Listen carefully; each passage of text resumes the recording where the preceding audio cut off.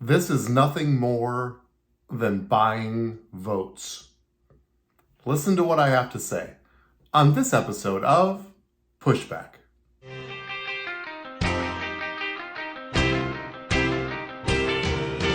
Go, go, go, Jonny, go, go.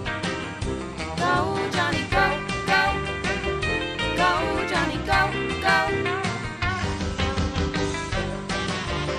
If you're concerned about the direction our culture is heading, then maybe it's time to push back.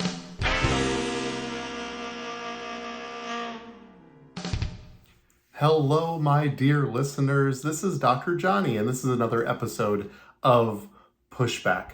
I don't know how spiritual I'm going to be on this podcast because I have to be honest with you. I just sort of feel nauseous about this topic. And so part of this is probably just going to be getting some things off my chest.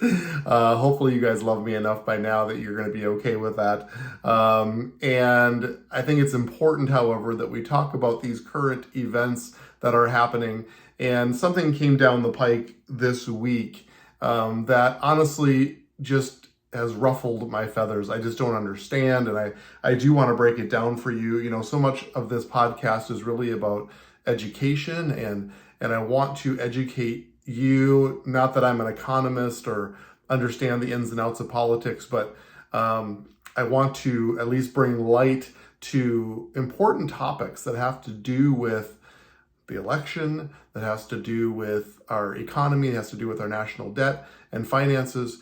And something came down this week referencing Biden's loan forgiveness plan. Now, this is after, of course, this huge plan that's supposed to be some kind of inflationary reduction act, which is really more of a just way to implement some woke green money into the economy as well, which is just another whole topic for another day.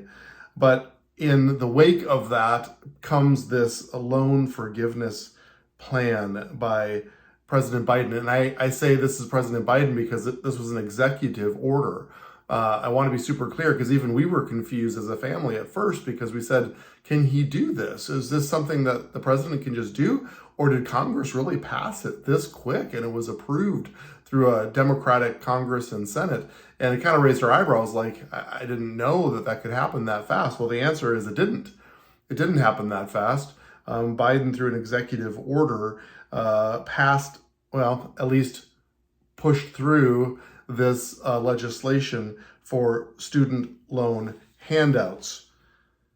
It's going to use taxpayer money to pay up to $10,000 of student debt per borrower for those making less than $125,000 per year. Now, that might be you, and you might be thinking, hey, that sounds awesome. I could use a little debt reduction. I could use a little gift of $10,000.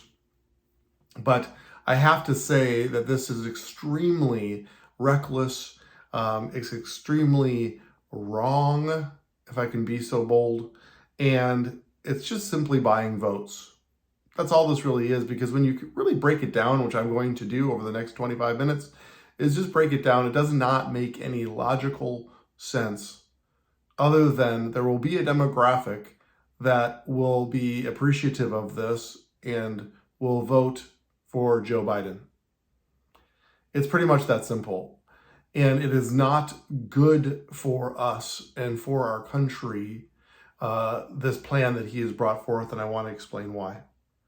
So this plan will also cancel up to $20,000 for Pell Grant recipients while extending the pause on federal student loan payments through the end of the year. This pause has been going on since the COVID pandemic, and he's extending that through the end of the year as well.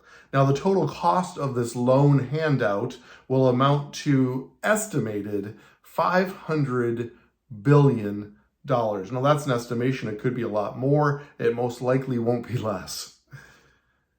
The national federal student debt now tops at $1.6 trillion after ballooning for years, while the national debt, according to the Treasury Department, is currently at $30.7 trillion. It's a number that we as mere mortals can't put our mind around. There's an article by Greg Jarrett through Fox News titled "Biden's Student Loan Handout Plan is a Lawless Power Grab Designed to Buy Votes." I'm going to quote a few of those things on this podcast here, but I also just want to get into more of the personal aspect of this as well.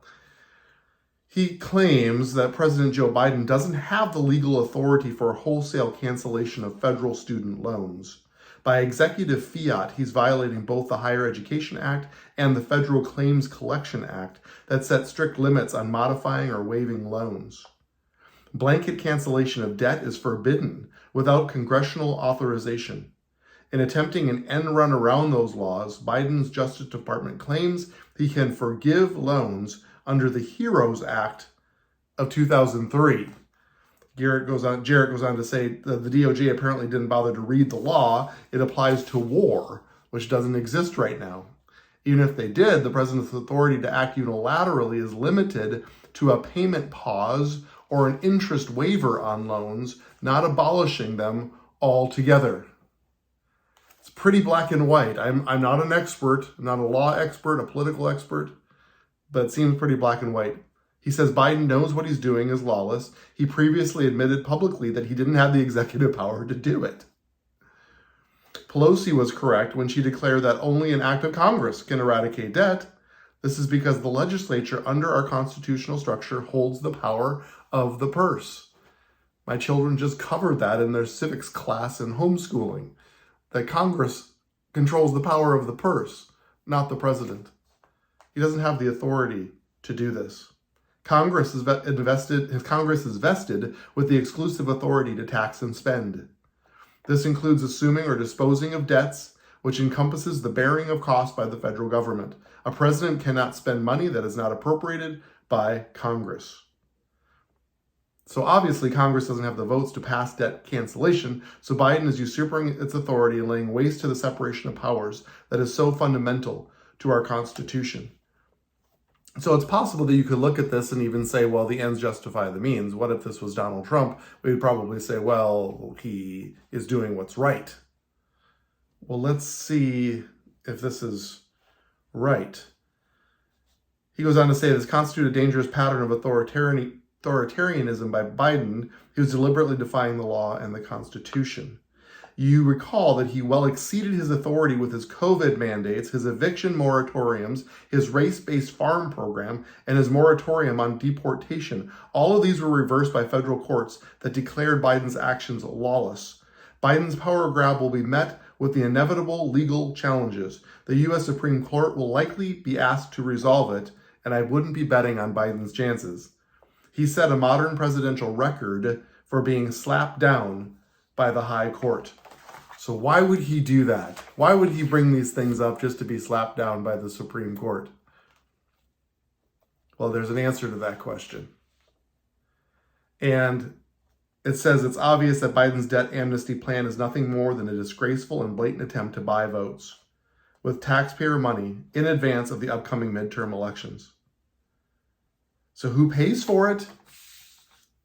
Where does this money come from? Does it solve any problems? Whenever a politician bows to the demands of the far left progressive woke crowd, it'll backfire politically, guaranteed. That's what's happening here. And the groundswell of outrage is already building. And it's true. It's palpable. It's palpable with this podcaster. It's palpable in family members. It's palpable in the media. You can feel the discomfort even from the Democratic side over this. It feels like it's not going to turn out well. My prediction is this will go before the Supreme Court and it will be struck down again. And so if you're counting on that $10,000, I would wait, because I don't think that's going to happen. And I do think it's going to happen. What's going to happen is this will backfire on him politically. He can't just keep doing this. When his own side is starting to cringe, you know that something has gone wrong. And here's the part that there's other layers to this, of course. The people who are angry at Biden are the millions of responsible borrowers who faithfully paid off their loans, those that chose not to go to college because they didn't want to incur debt, and taxpayers who will be forced to pay for this. I think that's almost everybody. Education Secretary Bill Bennett has pointed out Biden's forgiveness gimmick disproportionately impacts minority groups that didn't go to college and favors high-income earners who are white. Bennett called it a terrible, idiotic idea. He's treating the symptoms, but not attacking the cause of our sick and broken down educational system that has seen college tuition skyrocket. So there's no doubt that there is a problem, and the problem is the cost of college education. That's the problem. But he goes on to say government is to blame for that too. Over the years, the spenders in Washington have flooded the marketplace with easy-to-get loans. Colleges and universities cheered, great, let's hike our tuition. The more money the government doles out, the more tuition prices went up. It's basic economics. My friends, this is black and white. And every time, you've heard me say this over and over again on this podcast, every time the government gets involved and tries to inject itself into the private sector, into our lives, period, it doesn't go well. It doesn't go well. He says, even if you cancel student debt now, it will quickly go back up to the current level and beyond in a couple of years. Biden is not solving the underlying problem of too much government money infusing the educational system. He's simply throwing more taxpayer money at it. It's an endless and insane cycle. And that's why I feel nauseous. I literally feel like horrible about this. I mean, there's some things that are just political views and political stances, and I see it this way and you see it this way. This just feels wrong. Wrong. Because it's a whole lot of money and from a country that's already so in debt. Maureen Mackey wrote an article just getting reactions from moms, dads, and students. And I thought they were interesting. Let me just share a few of these because I bet you one of these will line up maybe with you. Americans share reactions to student loan handout idea. Infuriating is an understatement. In response to the Biden administration's student loan handout plan announced last week, one person told Fox News Digital, it's a no-win situation for parents. My wife and I paid off our son's $160,000 in student loans because of the high interest rates, because we did not want him to suffer with loan debts. He is now in medical school, which is going to cost approximately $250,000 in loans. This Biden college payback is not fair to the parents who have already paid off their children's loans. Judge Phil Ginn of the Southern Evangelical Seminary in Charlotte, North Carolina, says that the student loan forgiveness is simply wrong on so many levels. First, it's wrong because the methodology used to facilitate the process is both illegal and unethical abuse of his executive power. Oh, yeah, there's that. But it does nothing to solve the problem of the runaway costs of education. It's wrong because it does nothing to solve the problem of the abuse of power within universities and administrations. It is wrong because it causes even the poorest among us to pay for the excesses of the few, even if, promulgated under the banner of education. I like this one. Just paid off my loans in June, wrote one commentator, all by myself. Took me 18 years of on-time payments with a lump sum at the end. I was happy to pay off the loan that I took out and understood the terms and conditions. My debt, my problem. I love that. Even my daughter, who probably would benefit from this, said, I understood what I was doing when I took out the money. I knew what I was doing. It's my loan. Attempt to buy votes, wrote another commentator in response to the article. There's absolutely no question that Joe Biden is attempting to buy votes. His loan forgiveness does nothing to address the cost of higher education. Future generations will face the same situation. The plan actually says, vote for me, and you won't need to be a responsible adult. That's a little harder hitting. Young people shouldn't take on more debt than they can handle, wrote this commentator. In 1974, I left college with a big loan and it took me 15 years to pay it back. Irate is an understatement, he added. The government was generous in giving me deferments when I needed them, which happened 3 times while I was out of work. But the payments continued to the end, and while it was a burden hanging over my head, I was also proud to pay off my debts. He said further, my opinion is that young people shouldn't take on more debt than they can handle. I didn't seek out colleges that I knew I couldn't afford without bankrupting myself.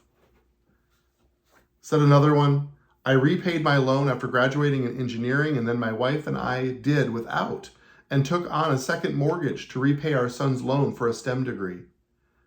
The dad went on, I am now retired and owns a successful business he built for himself through hard work, not expecting others to bail us out for bad choices and laziness, or to expect a reward for our success.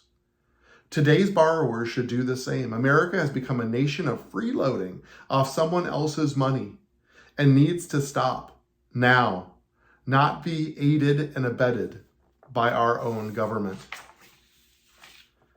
Another one says, join the military. If kids want free college, join the military, noted one person who shared a comment on Fox News Digital. If the government wants to do something about college debt, simply cut interest rates on student loans and bring down the cost of education, the person also wrote. Which also speaks to the flooding of money that goes into these educational facilities, educational institutions that are just sitting back and collecting it. One person responded very simply, I want my mortgage forgiven, which is not a small point, because at what point does it end? At what point do the handouts end? It ends with complete socialism, where everything is quote unquote free, but we pay 75% in taxes because the government can do it better than we can. My friends, it's a losing proposition. It always is, it always has, and it always will be. It doesn't mean that the people in government are all idiots. It doesn't mean that they don't understand what they're doing, but clearly this is politicizing this topic because it doesn't solve any problems. In fact, it makes it much worse. One person wrote, everyone loves Santa Claus. I think Santa Claus wouldn't have to buy votes. I think he would just win. I'm confident in that. Santa Claus would just win. He has a good track record of giving out a lot of gifts. So they've been pressing the White House all week. How is this going to get paid for? But see, the problem with that question is it doesn't matter to them. It's not an issue of finances, it's an issue of votes. It's the same reason why refugees are flooding over the border and why things are opening up for illegal immigrants. It's because someday, well, maybe even now, they're going to be voters. This is what it's all about. Make no mistake. I want to be super clear in transferring this information to you. I couldn't be more convinced that this is all about buying votes. And forgive me, no pun intended, if you are one of those people that may be getting this $10,000. I don't think that you will be, because it's not legal. But forgive me for saying it's a mistake. It's not right. It's just simply wrong.